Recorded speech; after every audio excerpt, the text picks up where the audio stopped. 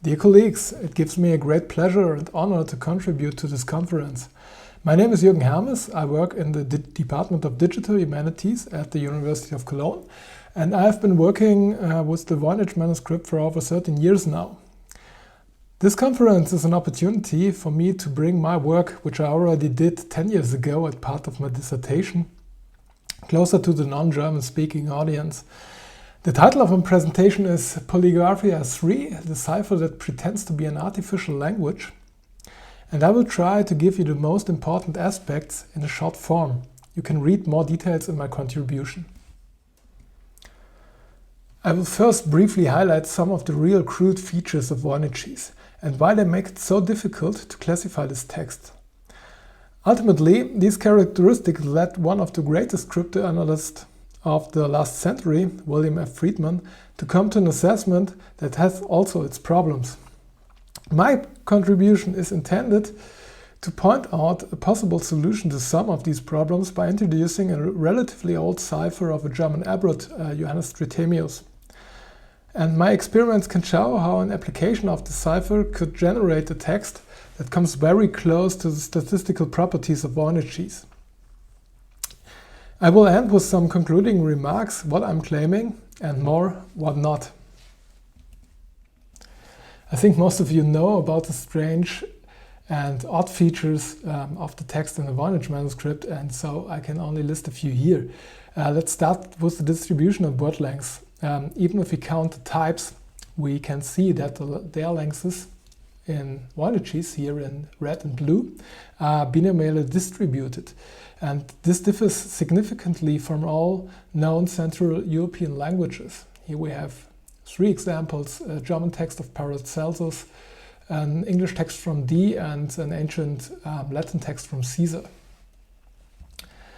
This difference can be seen in the token lengths even better because natural languages tend to use short words much more often than long ones. The distribution becomes extremely left-skewed, much more in some languages like German, here extremely Paracelsus, and English, less in Latin. But the length of tokens in Voynichese remains binomially distributed. Okay, let's come to the entropy, or more preciously, the joint entropy. Here the Voynichese has values that cannot be found in any natural language. Ultimately, this is very difficult to explain, but perhaps this image helps. It is much more likely that one can predict the next letter in the Voynich text than one can do so in any other language. It's as the dice for Voynichese has just fewer sides. The third weird property I want to mention here is the repetitiveness of the text. Many words in the Voynich manuscript look very similar. Sometimes the same word is used several times in a row. This is at least very untypical for natural languages. Here we have a relatively well-known example from folio 78R, which reads Kokedi, Kokedi, Shedi, Chedi. Here in the upper row, in the lower row, Kokal, Otedi, Kokedi, Kokedi, Dal, Kokedi, Kokedi, Argam. In the E05 transcription, of course. Can you imagine a sentence in any language that is that repetitive? The problem with the combination of these properties is that Voynichese cannot be a transcription of a natural language, and no cipher has yet been found that can produce a similar text. Many have tried to find an explanation for this, and William Friedman, one of the greatest, if not the greatest, cryptanalyst of the last century, published his own hypothesis. I put no trust in anagrammatic acrostic ciphers, for they are of little real value, a waste, and may prove nothing, finis. Before we think too much about this, I should mention that this is an anagram, his wife did resolve this several years after his death, and the anagram means the Voynich manuscript was an early attempt to construct an artificial or universal language of the a priori type Friedman. I think I have to make a brief digression on artificial languages a priori. Compared to artificial languages a posteriori, they were not designed on the model of natural languages. Instead, they function on the basis of other principles. And because of this, they have completely different properties. And this is the reason why Friedman comes up with the idea that Voynichese could be such a language. One of the most famous and earliest a priori language designs is John Wilkins' real character from the 17th century. The design is epistemologically motivated. Wilkins wanted to develop a language in which similar meanings can be expressed by similar characters. Here we have the Apostles' Creed in real characters.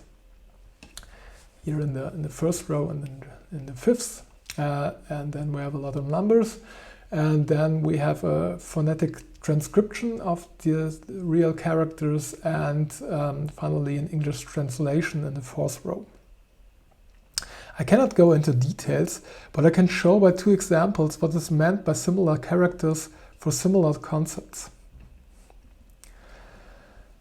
Here we see the characters for heaven and earth, which are very similar because they are related concepts, at least for Wilkins.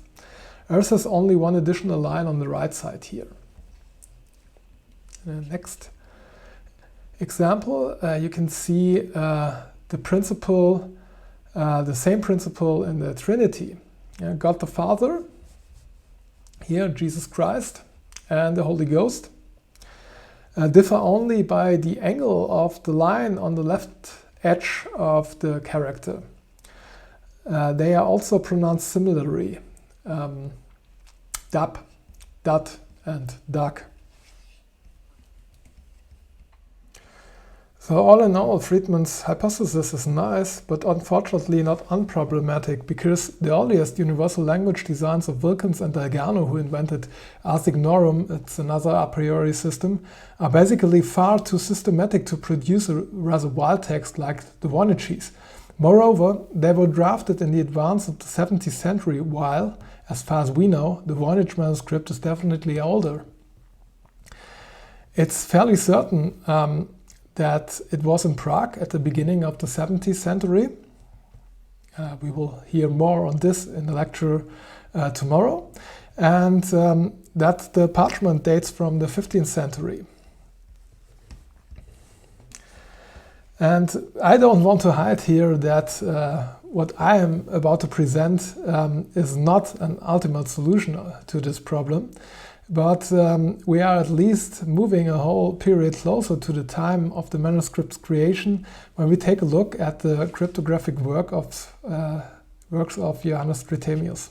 Trithemius was a German Benedictine abbot and a polymath and lived in the transition between the Middle Ages and the early modern period. His Polygraphia from 1506 was the first ever printed book on the subject of cryptology, although it was already Trithemius' second book on this subject, for he wrote the Steganographia 6 years earlier. However, the Steganographia's arcane characteristics were so incomprehensible to the public, including representatives of the Catholic Church, that it was placed on the index of forbidden books for more than 250 years. Within his Steganographia, Trithemius developed a series of procedures that hide and, in some cases, additionally encrypt secret messages in non-suspicious looking texts. The procedures described in the Steganographia are based on the fact that the letters of the plaintext occur at specific positions of the ciphertext and the rest was filled with nulls. This comes with a great deal of effort for the creator of the message because he or she has to self-invent an extremely large amount of insuspicious text. With the procedures introduced in the Polygraphia, Trithemius attempts to limit this effort. In the first two parts of the Polygraphia, Trithemius shows how to camouflage a plaintext within a Latin prayer. without speaking one word of Latin, of course.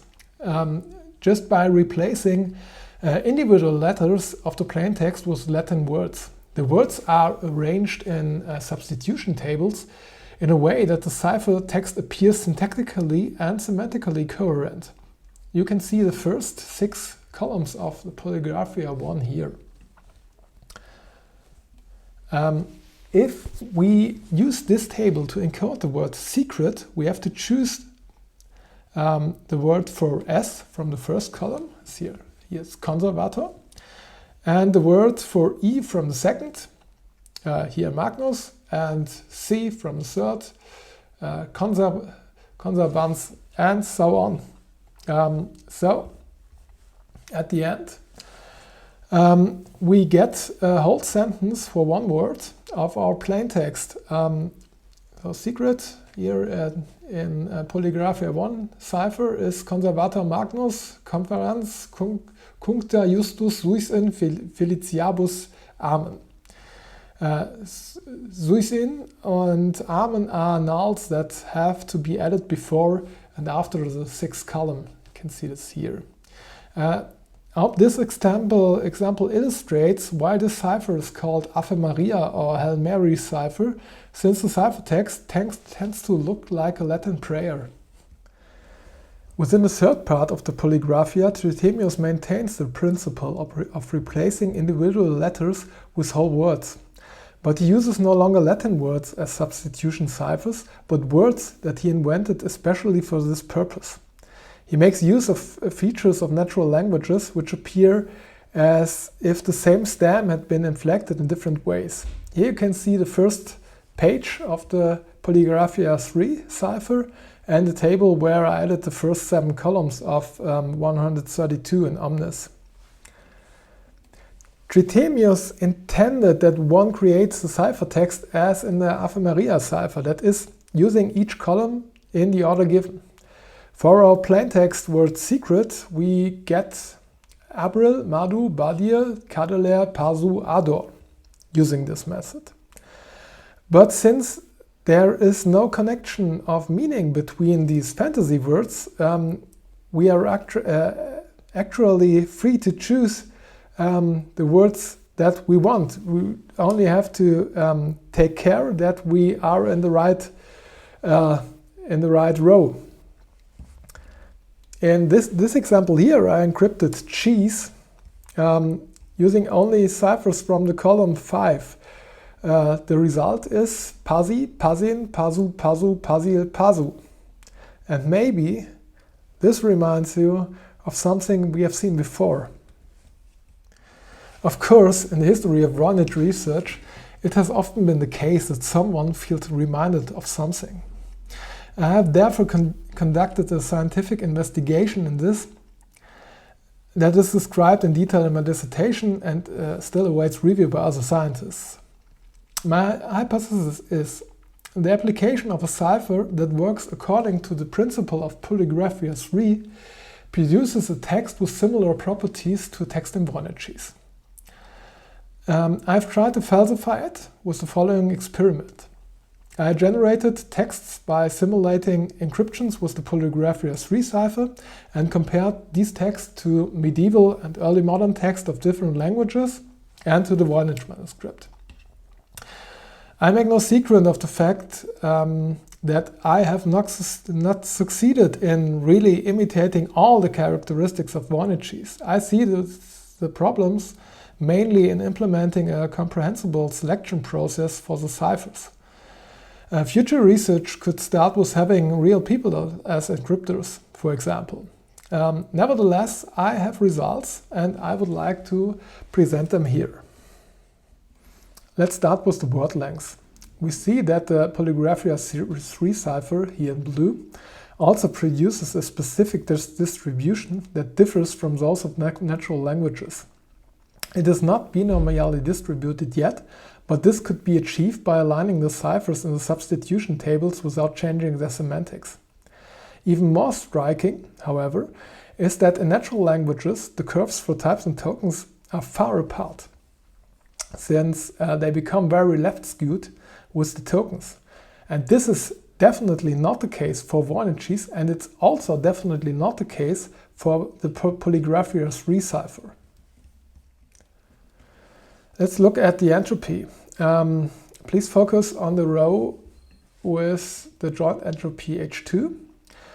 We see very low values for H2 for Voynichese, and with the P3 encryption, the value is lower than with natural languages, but definitely larger than with Voynichese. However, this can be changed if the selection process is not applied to all 132 columns of the P3. That's what I've done here in the P3 big, but only to 10 columns. This is what I've done with PC small. There you can see that the H2 value is even lower than in the Voynich manuscript. Of course, this is not in accordance with the rules, because we only get a total of 240 possible types, but it shows that with the manipulation of the selection process, strong deviations can be absorbed here. We come to repeatability and the possible measures for it. In my experiments, I counted direct word repetitions and minimal pairs for this purpose. Minimal pairs here are two consecutive words that only differ in one letter. For minimal triplets, this applies to 3 consecutive words. What we see are very high values for Voynichese, emphasize the special nature of this text.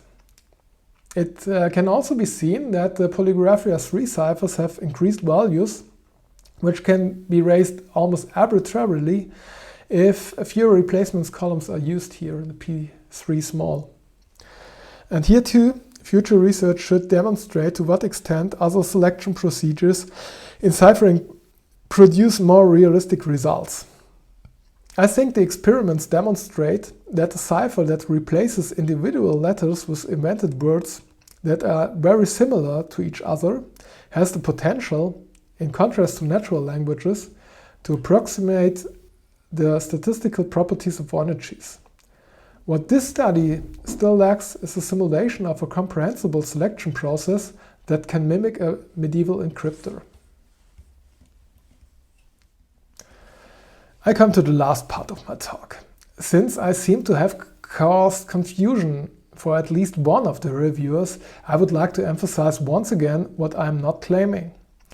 So, I don't think that Trithemian is the author of the Voynich manuscript.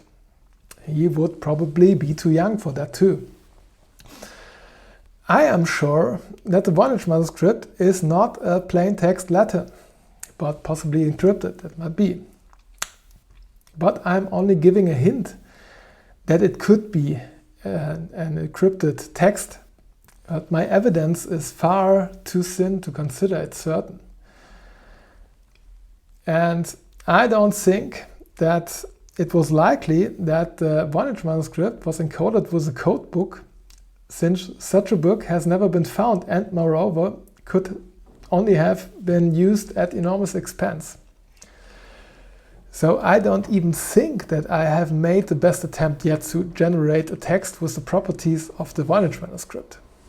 But I think, how could a text with the crude characteristics of the Voynich manuscript have been created is still a key question in the Voynich research.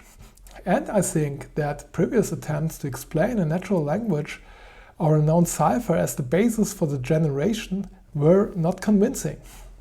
What we have is a method for generating meaningless text, it's known as the autocopist theory, that is comprehensible, at least in my opinion, but, well, it produces only meaningless text.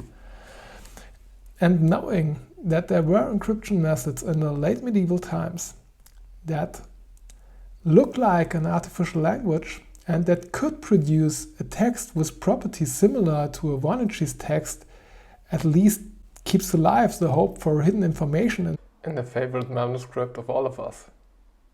Not? So in the end, I would like to say thank you, or in Polygraphia III, Abril, Pasin, Pasa, Pasul, Pasum, Pasa, Kadalur, Loros. And I'm looking forward to your questions.